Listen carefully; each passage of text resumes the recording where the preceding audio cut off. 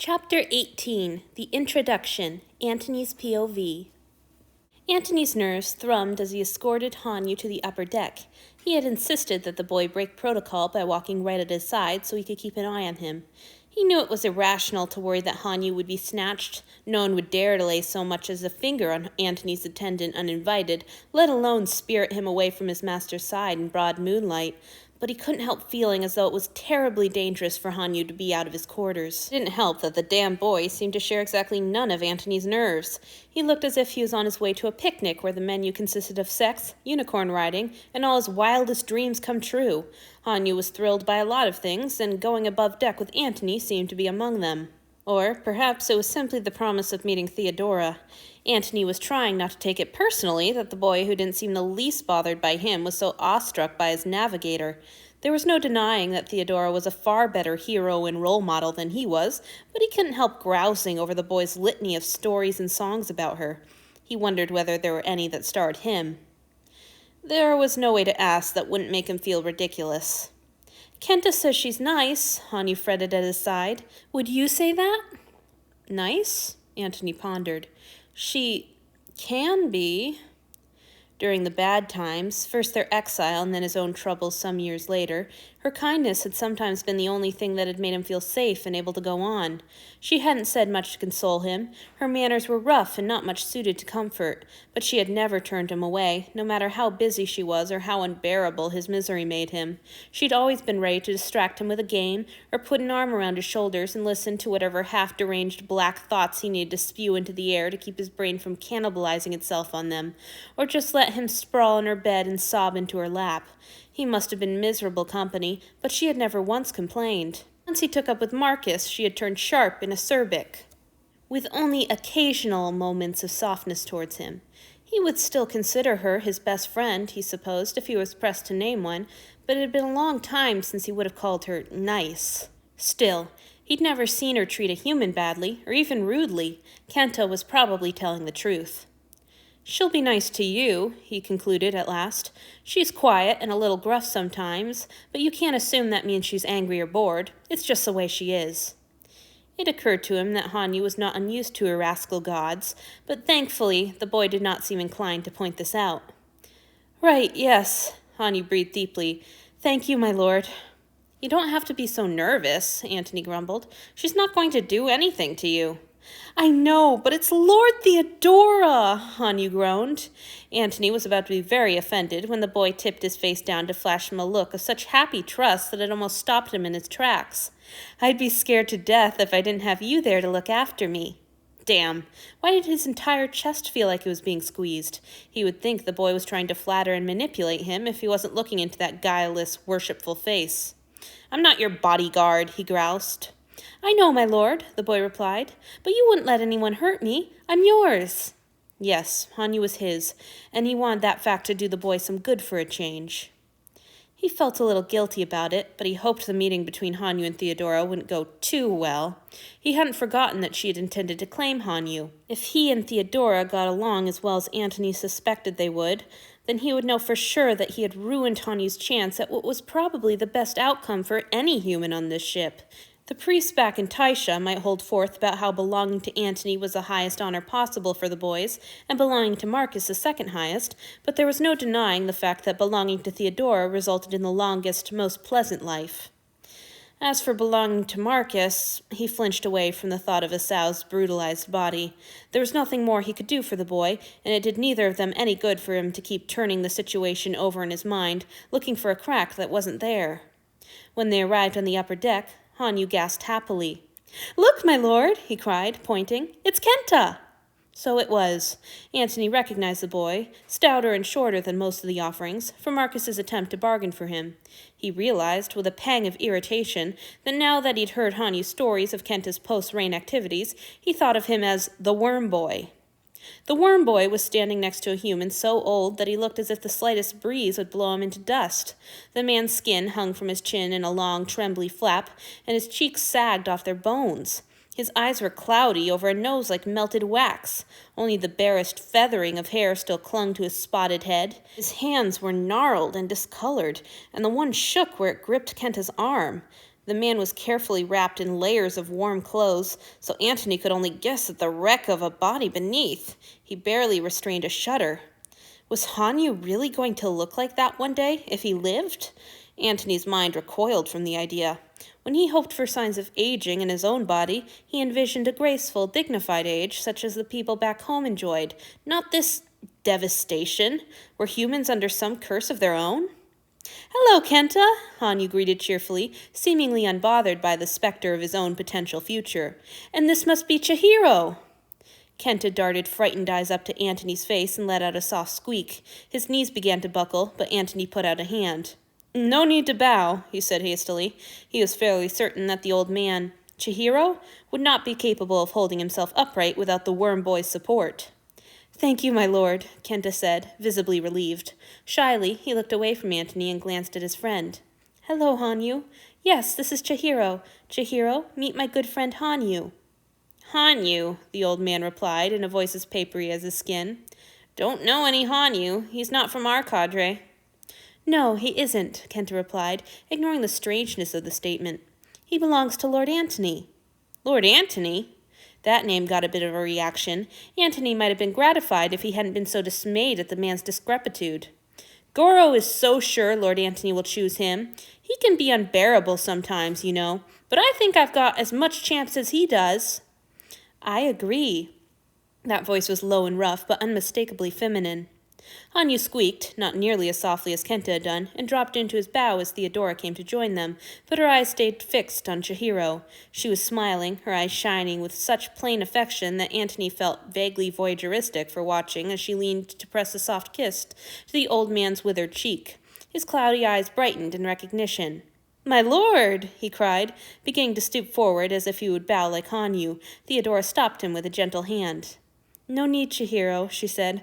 "How are you finding the night air? Are you warm enough?" "Yes, my lord," he replied, smiling at her. Antony felt a strange pang at the clear affection that bound them. "I'm very comfortable. This one's a good boy." He patted Kenta's arm. "Yes, he is." Theodora turned the warmth of her smile onto the worm boy, who ducked his head and beamed under a rough approval. "Thank you, my lord," Kenta said with a pleased grin. "Hello, Antony," Theodora said, finally turning her attention to him. "And this must be Hanyu."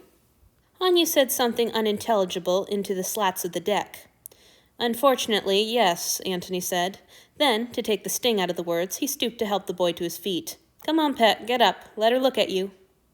Hanyu allowed himself to be raised to his feet, but once he was up, he stared mute and wide-eyed at Theodora's collarbone, seemingly unable to lift his gaze any higher. He definitely had not been this starstruck when he first met Antony. After a painfully awkward moment, during which Theodora also started to look a little panicked, Antony nudged him. "Well, go on, boy," he said. "Surely you can manage a hello." "Hello, my lord," Hanyu choked out, at the same time that Theodora snapped, "Don't be so condescending, Antony." "He's not," Hanyu cried, sounding stung, and everyone looked at him. He gulped and added a belated, "My lord." "You're good to defend him," Theodora said with a slow smile. "But you should know, he said you were annoying." "I am," Hanyu said with a shrug. "Not so annoying now that I'm used to him," Antony put in. Theodora's smile stretched wider, and the worm boy looked pleased too, but Chihiro was blinking and darting his gaze around, looking suddenly confused and irascible. "You!" he snapped, pointing a shaky finger in Theodora's face with the hand that wasn't clutching Kenta's arm. "Girl, take a message to Father Hiroya if you're not as stupid as you are ugly. Tell him that our recitation instructor never showed up this morning." Antony felt himself go cold. Hanyu froze, paling, and even Kenta darted a nervous, pleading look to Theodora. The worm boy opened his mouth, probably to intercede on Chihiro's behalf, but Theodora was already speaking. "Of course, sir," she said, smiling sadly at the old man. "I'll take these fellows with me as well." "Fine, fine," Chihiro said loftily, waving his hand in dismissal. Theodora gave a clumsy sway that was probably supposed to be a curtsy, then looked at Antony and Hanyu and tilted her chin, indicating that they should follow her. They did, and as they walked away from Kenta and Chihiro, Antony could hear the old man saying, "Let's go to the library, Goro." "It's better to play along," Theodora said, once they were far away enough not to be overheard. "I don't want to upset him by disputing what time he's in." "You let him speak to you like that, my lord?" Hanyu asked incredulously.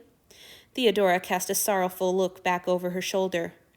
I'm sure he never actually spoke to the servants at the temple that way. He's the sweetest man. He's just not himself sometimes, that's all. Then, with a little smile, Kent is sweet too. He's so good with him. And with Gyuri, the woman, she added at Antony's bewildered look. Even she likes him, and she hates everything. She reminds me of you sometimes, Antony. Hanyu and Kenta both are examples of how far a little kindness can go with your sort, I suppose. Kenta's always been awfully kind, Hanyu said, and Antony realized they'd stumbled onto the boy's favorite topic. Hanyu repeated the story about Kenta and the worms, which made Theodora smile in obvious delight. Antony rolled his eyes and guided their steps towards the steering dais, but he couldn't muster any real irritation at Hanyu's pleasure in praising his friend, or Theodora's pleasure in listening. He had to rejoin them when they walked past the glow of the torches, and Hanyu stumbled and nearly toppled. Antony had forgotten how useless human eyes could be in the dark. Grumbling a little under his breath, he seized the boy's hand and placed it on his shoulder so he could guide him, pretending he didn't see Hanyu's blush. Which songs does Kenta like best? Theodora asked the boy, ignoring Antony's return. Hiseo let slip which kind of music I like best, and now he won't sing anything else. Antony snorted. You've got the poor boy singing those awful soppy love ballads of yours? Theodora rolled her eyes at him. Come judge my music when you've learned to navigate on a cloudy night like this. Until then, you better keep me happy, Lord Antony. That reminds me. As if he'd been able to forget. Antony reached into his pocket for the coordinates Claudia had sent him. I came up here to... Wait a minute, Antony, Theodora interrupted, and he did, seething a little. Hanyu, about the music?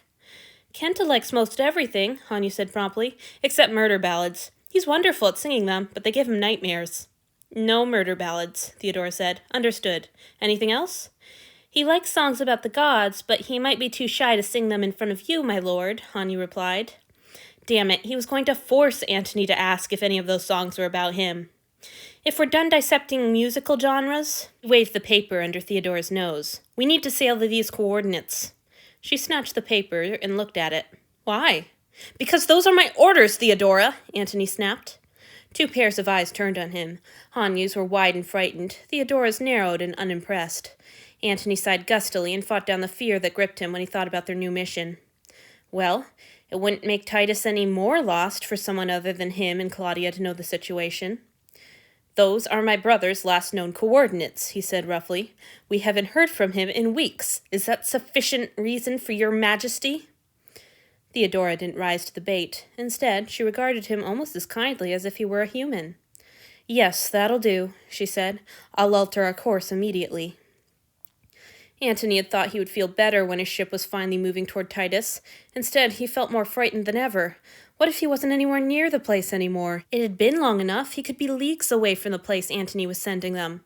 What if he was making Theodora turn in exactly the wrong direction? What if they would have found him if they'd continued on this course for even one day more? What if it was already too late? Hanyu's POV. Hanyu was ashamed of himself. Of course Lord Antony missed his brother and sister and worried about them. Of course he loved them in the way Hanyu loved Asao and Kenta and Jen. But here Hanyu stood, thinking how exciting it all was and wondering whether this was the beginning of the sort of adventure there were songs about. He must be truly heartless. They parted from Lord Theodora, who bade them both goodbye and told Antony that she hoped he didn't think this had counted as her visit with Hanyu. She really was terribly nice. It was strange to see a god feeling awkward and at a loss for words, but Hanyu hoped his master would let him have that second visit with her soon.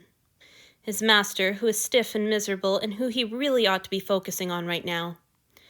That was the trouble with hearing heroic songs and stories about someone for so long. You forgot they were a real person with real feelings, even when they were stalking 2 steps ahead of you with worry and tension rolling off them like a scent. Hanyu wished he could think of something kind and empathetic to say like Kenta would have done. Instead, he felt both his tongue and his brain growing thicker and more useless by the minute. By the time Lord Antony heaved his door open and gestured Hanyu impatiently through, he was fairly sure he'd never manage to speak again. Stop looking at me like I'm a puppy in the rain, the god said crossly once they were in the sitting room. I'm sorry. Apparently, Hanyu could still say something. It's going to be fine, Antony told him. Theodora will get us there in no time. How did you like her? It was a painfully transparent attempt to change the subject, but Hanyu was grateful for it nonetheless. You were right, my lord. She seems very nice, Hanyu smiled weakly at him. though I thought my heart would stop when Chihiro started giving her orders. That made me nervous too, his master admitted. And if you tell anyone I said that, I'll deny it. I won't, Hanyu promised. She does look terribly fearsome. I think it's her nose. Lord Antony snorted. It got broken when we were children. I suppose I'm used to it. I'm so glad Kenta belongs to her. Hanyu sighed, contented. I think he'll be happy. He's been very lucky, his master agreed. There was a sad note in his voice that Hanyu wondered about for a moment, then decided it was probably attributable to worry. Antony was clearly making an effort to keep the conversation going rather than simply ignoring Hanyu. Just as clearly, his mind was abuzz with thoughts and worries, and he would have preferred silence. Hanyu knew he wasn't a very good attendant, and not the most perceptive person, but this at least was something he could give the god. Antony, he said, still careful with the god's name, as if it might explode in his mouth. May I please get some sleep now? His master blinked at him, then brought his hand up over his face with a loud slap that made Hanyu flinch. Shit, of course. Lord Antony puffed out a ragged sigh from behind his hand. Of course you can go to sleep. I didn't mean to keep you awake for so long. I'm sorry, Hanyu. Please don't be upset. Hanyu couldn't do anything right. I wanted to go above deck with you, my lord. I swear I did. Regardless. The god let his hand fall and looked up at Hanyu, flat and unhappy. I think sleep would do us both some good. Once he'd performed his ablutions in his little closet, Hanyu padded into the bedroom and saw Antony already in his bed, coiled tightly around himself once again. The urge Hanyu felt to wrap himself protectively around the smaller form was almost unbearable, even though he knew it was silly of him, and there was no protection he could possibly offer the powerful being curled up under the covers. My lord, he ventured, heart thudding so loudly he wasn't sure he'd be able to hear his master's voice should he speak. Please may I sleep with you tonight? A silver eye cracked open and glared up at him, and he rushed forward. I swear I wouldn't do anything but sleep. Please, Antony? The god's eye closed again. Not tonight, pet, he said, his voice so weary that Hanyu couldn't bring himself to argue. Sleep well. You too, Hanyu whispered, and settled onto his pallet. He'd used bed as an excuse to stop obliging Antony to talk to him, not because he actually felt all that tired, but as soon as his eyes shut, he slipped into a deep sleep.